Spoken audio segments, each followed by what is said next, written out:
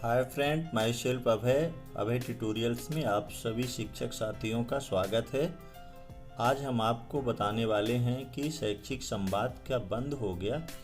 अभी तक आपको पता है कि प्रत्येक जनशिक्षा केंद्र स्तर पर महीने के अंतिम सप्ताह में 5 दिवस का शैक्षिक संवाद होता था, जिसमें कक्षा 1, 2, 3 से 5 और 6 से 8 पढ़ाने वाले शिक्षक विषयवार सम्मिलित होते थे।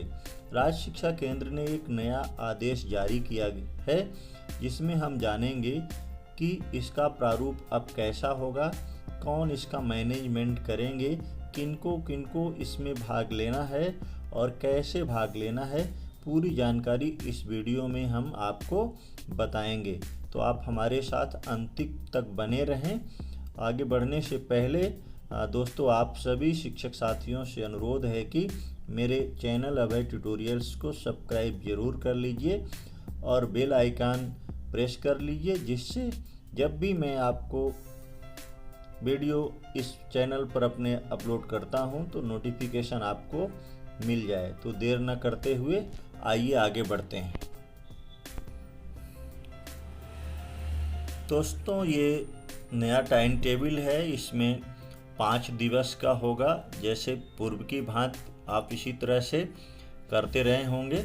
अपने जनशिक्षा केंद्र स्तर पर प्रथम दिवस कक्षा 1 और 2 पढ़ाने वाले शिक्षक, द्वितीय दिवस कक्षा 3 से 5 पढ़ाने वाले शिक्षक, तृतीय दिवस कक्षा 6 से 8 गणित और विज्ञान पढ़ाने वाले शिक्षक, चौथे दिन कक्षा 6 से 8 सामाजिक विज्ञान व अंग्रेजी पढ़ाने वाले शिक्षक और अंतिम 5वें दिन 6 से 8 हिंदी संस्कृत पढ़ाने वाले शिक्षक या अन्य भाषाएं जैसे उर्दू मराठी के जो टीचर हैं उनके लिए होता था। इसके लिए डाइट द्वारा सामग्री तैयार कर भेजी जाती थी और उन्हें सम्मिलित कराया जाता था।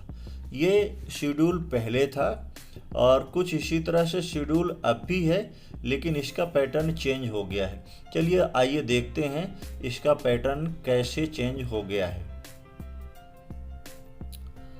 राज्य शिक्षा केंद्र मध्य प्रदेश ने 1 सितंबर 2020 को एक आदेश जारी किया है, जिसमें सभी प्राचार्य, डाइट, डीआरसी और सभी जिला परियोजना समन्वयक सभी जिलों के नाम से है।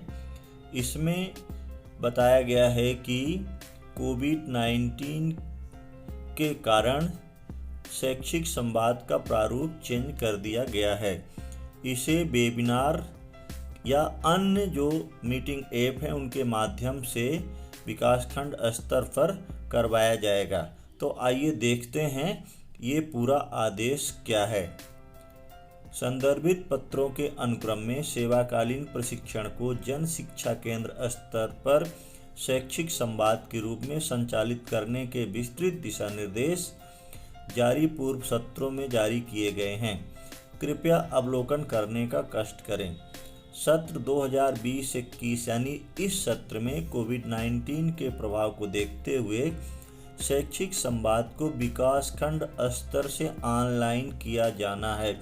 सबसे ज़रूरी बात है कि अब शैक्षिक संवाद विकासखंड स्तर से ऑनलाइन होगा। शालाएं खुलने के पश्चात शैक्षिक संवाद जन शिक्षा केंद्र स्तर पर पूर्व सत्रों की भांति आयोजित किए जा सकेंगे। उक्त आयोजन हेतु सत्र 2020-21 में निम्नलिखित बदलाव किए गए हैं। यानी कहने का ये मतलब है कि जब तक हमारी शालाएं नहीं खुलती हैं तब तक विकासखंड स्तर से ऑनलाइन शैक्षिक संवाद होगा। इसमें कैसे होगा आइए देखते हैं। सत्र 2020-21 में जनशिक्षा केंद्र स्तरीय शैक्षिक संवाद को सितंबर माह से प्रत्येक माह कोविड परिस्थिति रहने तक ऑनलाइन माध्यम से विकासखंड स्तर पर आयोजित किया जाना होगा। ऑनलाइन हेतु प्रत्येक विकासखंड पर शिक्षकों के व्हाट्सएप ग्रुप पहले से बने हुए हैं, जिसका उपयोग करते हुए प्रत्येक शिक्षक को ऑनलाइन लिंक भेजकर उक्त शैक्षिक संवाद में सम्मिलित किया जाएगा। इसका मतलब ये है कि विकासखंड स्तर पर या आपके जन शिक्षा केंद्र स्तर पर एक व्हाट्सएप ग्रुप बना करके आपको उसमें जोड़ा गया है। तो जिस ऑनलाइन ऐप के माध्यम से शैक्षिक संवाद होगा उसकी लिंक आपको पूर्व में भेजी जाएगी और उस लिंक के माध्यम से आप शैक्षिक संवाद से जुड़ेंगे। प्रत्येक विकासखंड ऑनलाइन प्लेटफॉर्म का चयन जिला स्तर के सहयोग से विकासखंड स्वयं कर सकेगा, जैसे वेबएक्स, जूम और अन्य इसी तरह से जियो मीट भी हो सकता है। ये आप सभी के लिए नहीं है, विकासखंड स्तर से इसके लिंक आपको दी जाएगी, आप तक किसी भी माध्यम से पहुंचेगी। विकासखंड स्तरीय शैक्षिक संवाद पूर्व वर्षों की भांति कुल 5 दिवस कक्षावार एवं विषयवार पढ़ाने वाले शिक्षक अपने निर्धारित दिवस में ऑनलाइन सम्मिलित होंगे। शैक्षिक संवाद के दौरान प्रति दिवस ऑनलाइन कुल 1 घंटे प्रति विषय का समय निर्धारित होगा। यह समय प्रत्येक विकासखंड स्तर से निर्धारित किया जाएगा। एक दिन में 2 विषय सम्मिलित होंगे। ऑनलाइन शैक्षिक संवाद आगामी माह सितंबर से इसी माह से प्रत्येक माह के द्वितीय सप्ताह के प्रथम कार्य दिवस से प्रारंभ करते हुए आगामी 5 कार्य दिवस पर किए जाएंगे। सबसे इम्पॉर्टेंट बात है कि प्रत्येक माह के द्वितीय सप्ताह के प्रथम कार्य दिवस से अगले 5 दिन तक आयोजित किए जाएंगे। लेकिन यदि अवकाश की है इन 5 दिनों में तो इसे आगामी कार्यालयीन कार्य दिवसों के अनुसार संचालित किया जा सकेगा। तो ये बात तो क्लियर हो गई कि प्रत्येक माह के द्वितीय सप्ताह के प्रथम कार्य दिवस से प्रारंभ होगा, 5 दिन तक चलेगा और यदि इन 5 दिनों में कोई अवकाश रहता है तो उसको अगले कार्यालयीन दिन में किया जाएगा। इसका समय 1 घंटे होगा और एक दिन में 2 विषय सम्मिलित होंगे। ऑनलाइन शैक्षिक संवाद में निम्नलिखित शिक्षक सम्मिलित होंगे। इसके बारे में हमने इसी वीडियो में पहले बता चुके हैं कि कौन कौन से शिक्षक इन 5 दिवसों में सम्मिलित होंगे। आप वीडियो को रिवाइज करके सुन सकते हैं, देख सकते हैं।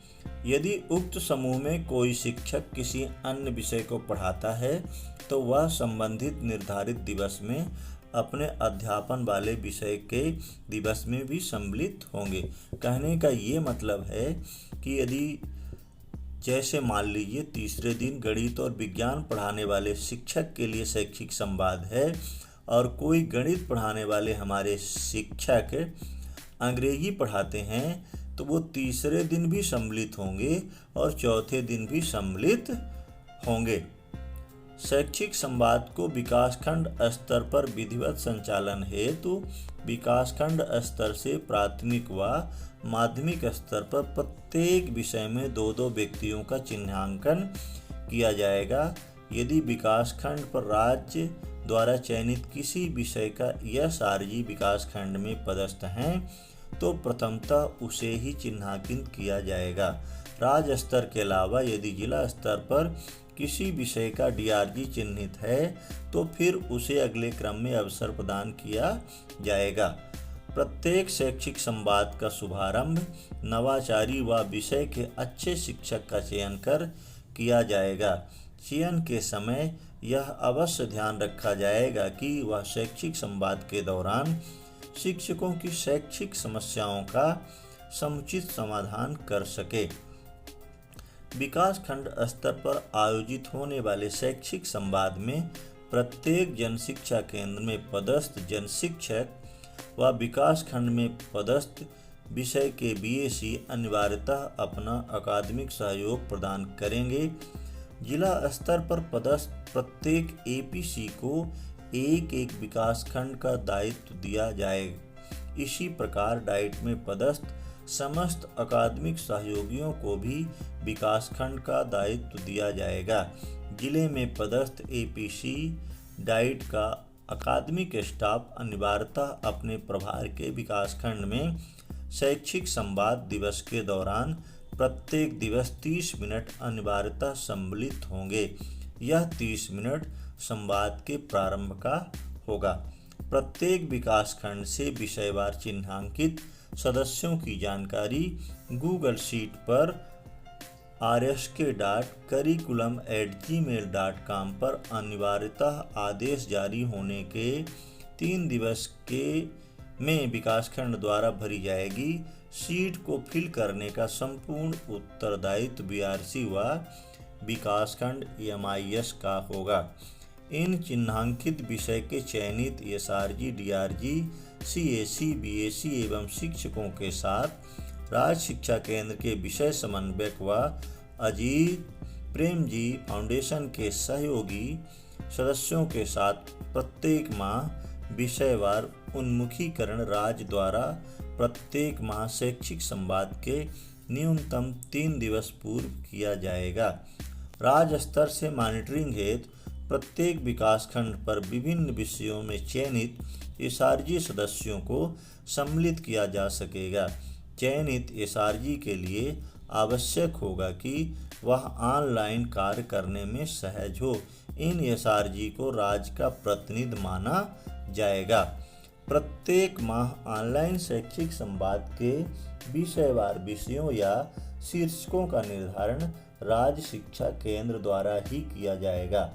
प्रति माह निर्धारित किए गए विषयवार शीर्षक की पीपीटी या वीडियो या ऑडियो या अन्य सामग्री प्रदेश के समस्त विकासखंडों को मेल के द्वारा उपलब्ध कराई जाएगी, जिससे प्रदेश में शैक्षिक संवाद में एक रूपता बनी रहे।